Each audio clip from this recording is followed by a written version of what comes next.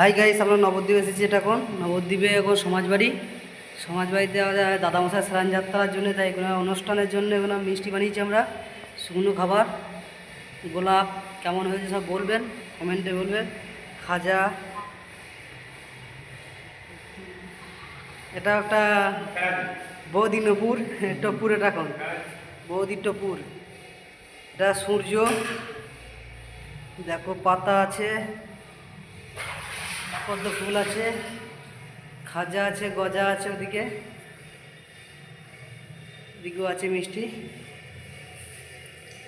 এই যে কারিগর কেষ্ট নাকি, কেষ্টদা কারিগর, কেষ্টদা একদম কাটো আলমপুর।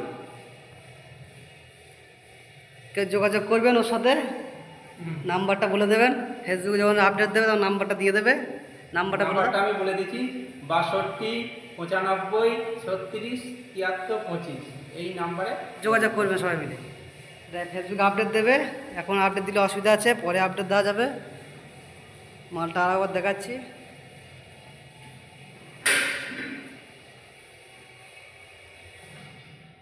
আরও মাল হবে।